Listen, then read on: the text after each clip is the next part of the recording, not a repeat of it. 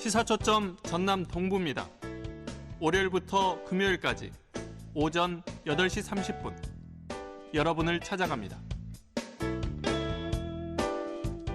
지역 뉴스 분석해보는 시간 뉴스 브리핑입니다. KBS 순천방송국 양창희 기자 나와 있습니다. 안녕하세요. 안녕하십니까. 예, 지금 자치단체마다 미세먼지 차단숲 조성이 한 일종의 붐처럼 일고 있는데요. 네. 이 조성 계획이랄지 거기에 들어가는 예산 어느 정도나 되나요? 네, 저희가 현장을 좀 다녀왔습니다. 일단 광양 태인동 그리고 광양읍 여수산단 이렇게 저희가 세 군데 취재진이 다녀왔는데요. 예. 저희가 보니까 그 주로 대로변에 길게 작은 숲을 조성하는 사업이었습니다. 이게 1헥타르를 조성하는데 10억 원 정도가 대략적으로 듭니다. 예. 광양시가 가장 의욕적으로 나서고 있었고요. 광양시는 20헥타르 그리고 여수가 12헥타르, 순천이 6헥타르 이렇게 지금까지 조성하고 또 앞으로 조성할 계획인 규모를 다 합치면 이 정도 됩니다. 해서 저희 전남 동부 지역에만 한 38헥타르 정도 예산은 380억 이 정도 드는 사업입니다. 이렇게 이 미세먼지 차단 숲을 조성하는 사업은 산림청이 국비를 절반 정도 주는 사업인데요. 예. 2024년까지 전국에 100곳을 계획하고 있는 상황입니다. 예. 전국적으로 봤을 때는 한 100곳 정도 된다. 그러니까 네, 그렇습니다. 국비가 지원된 사업이니까 지자체에서는 국비하고 매칭을 해가지고 지방비로 포함해가지고 그렇게 사업을 진행하는군요. 네, 맞습니다. 1대1 정도 됩니다. 이 동부 지역이 아까 38헥타에 380억 정도라고 말씀을 하셨는데 예. 이 미세먼지 차단 숲이 조성되는 지역 구체적으로 어딘가요? 주로 전남 동부에 있는 산업단지 인근의 주거지역 주변입니다. 예. 광양 같은 경우는 태인동 명당산단과 제철소 일대고요. 그리고 신금산단, 익신산단, 초남공단, 광양항, 덕내주구 이렇게 여러 군데로 예. 조성을 하고 있었습니다. 여수는 아무래도 여수 국가산단 주변인데요. 여수 국가산단 주변에 이미 지금 숲을 설치해 놓은 곳이 있고 또 옛 덕양역 인근으로 지금 옛 철길을 공원화하는 사업이 이루어지고 있는데 예. 그 주변에도 한 10헥타르 정도 이렇게 조성을 할 계획입니다. 예. 순천 같은 경우 신대지구가 있잖아요. 신대지구를 이렇게 전반적으로 둘러싸는 형태로 지금 계획을 하고 있고요. 또 그뿐만 아니라 해룡 율촌산단 또 서면산단에도 차단숲을 만들려고 하고 있습니다. 그러니까 산단에서 미세먼지가 많이 나온다 뭐 이런 전제가 좀 있는 거네요. 산단 주변과 그러니까 주민들이 사는 그 주거지역과 경계지역에 세우는 걸 보면 네, 당연히 그렇습니다. 예, 이게 이제 미세먼지가 뭐 사회적으로도 큰 이슈인데 이 차단 숲이 일정 정도 해법이 될 수 있다고 보기 때문에 이걸 만들고 있겠죠. 네, 우선 통계를 보면 일단 광양만권의 대기오염 물질이 전국 최고 수준입니다.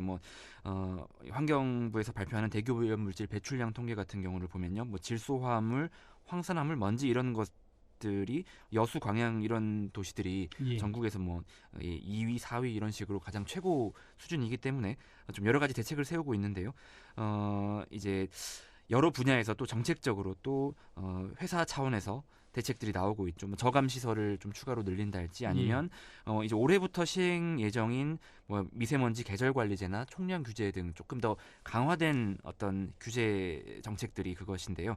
이 차단숲은 말하자면 산림 분야에서 어떻게 하면 미세먼지를 좀 줄여볼 수 있을까 예. 그런 고민으로 나온 방안입니다. 이제 저희가 담당 공무원들의 얘기를 들어보면 어쨌든 이게 완전한 미세먼지 차단책은 될 수 없어도 이 산림 분야에서 노력하는 차원 정도의 정책이다 이렇게 좀 설명을 하고 있었습니다. 예. 근데 이제 궁금한 건 이 숲이 정말로 미세먼지 차단에 효과가 있느냐 이런 부분일 텐데. 일단 국립산림과학원 등은 검증된 바가 있다는 입장입니다. 예. 경기도 안산 시흥 쪽에 시화공단이 있는데요. 여기도 사실 미세먼지 이른바 핫스팟으로 꼽히는 곳인데 예. 이곳에서 대규모 차단 숲을 조성했습니다. 폭이 200m나 되고요. 예. 높이가 최대 이제 30m. 그러니까 이 마운딩이라고 하는 흙으로 이 도둠판을 만들어서 높은 나무까지 심어서 이렇게 굉장히 큰 숲을 만들었는데 이제 조성된 지 10여 년이 지났는데 예. 국립산림과학원이 조사를 해보니까 미세먼지 농도, 특히 초미세먼지 농도가 주거지역에서 20% 가까이 줄어드는 그런 효과를 확인을 했습니다. 예. 핵심은 이 미세먼지가 나무 잎에, 이파리에 붙는 겁니다. 그래서 이제 이파리에 붙으면 더 이상 미세먼지가 전진할 수 없으니까 주거지역으로 퍼지지 않는다. 이런 개념인데요. 예. 말하자면 숲으로 차단벽을 만드는 겁니다. 그래서 이게 실제로 가보면 이 나무가 높이별로 조성이 되어 있습니다. 관목같이 키가 작은 나무에서 예. 키가 큰 나무까지 이렇게 계단식으로 돼서 미세먼지가 빠져나가지 못하도록 하는 그런 효과를 노리고 있는 겁니다. 예. 국외 사례를 보면 이탈리아의 그 밀라노라는 도시에 보스코 베르티칼레, 그러니까 이게 수직 숲이라는 뜻이라고 하는데요. 예. 예. 이 숲으로 된 빌딩을 만들어서 또 효과를 본 사례도 있다고 합니다.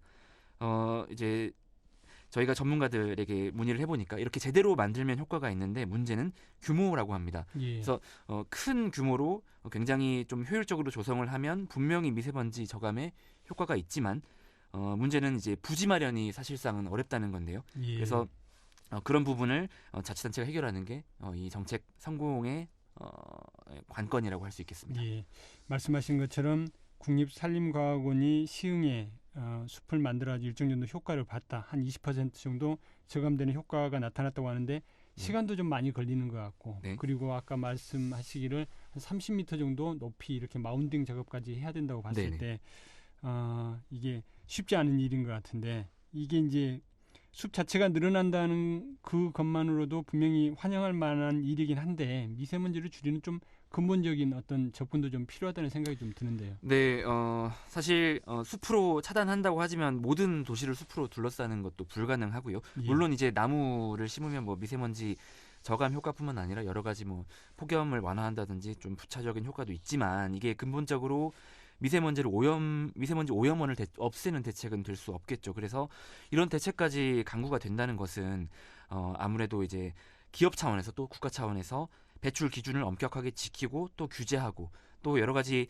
환경을 생각하는 저감 기술을 개발하고 투자해야 할 필요성을 오히려 역설하는 게 아닌가 그런 취재하면서 그런 생각이 들었습니다. 예, 알겠습니다. 오늘 말씀은 여기까지 듣겠습니다. 네. 고맙습니다. 감사합니다. 지금까지 KBS 순천방송국 양창희 기자였습니다.